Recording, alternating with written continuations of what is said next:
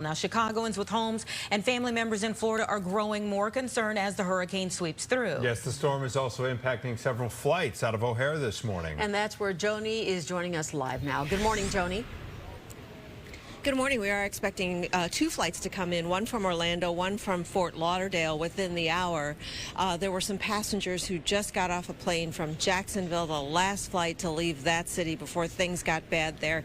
And even so, people are still very concerned, even though they arrived here safely, still concerned about what's happening in Florida. Many of them heeding that warning to head north and get out of the way. Passengers who did arrive at O'Hare last night say that the airports in Florida were hectic, very long lines there. There were so many people trying to get through security that they were close to missing those last flights to leave Florida. Some people did miss their flights. One passenger who arrived this morning described his harrowing journey.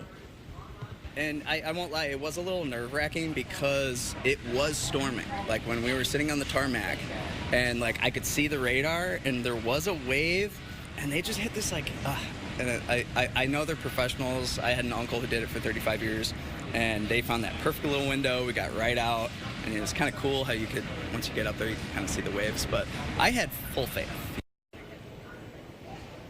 Jacksonville is a city that usually doesn't have the impact that other cities get, and that's what passengers are talking about, just how widespread all of that bad weather was. One passenger from Jacksonville said that it was starting to get calm, but once she got back, landed here in Chicago, she found out that the weather was getting really bad. She kept looking back in terms of checking with her neighbors to see how her house was, and even though landing in calm Chicago, people are still very worried about what's happening there. Reporting live at O'Hare, I'm Joni Lum. Back to you. All right, Joni, thank you very much. Our hearts certainly go out to them. Let's check.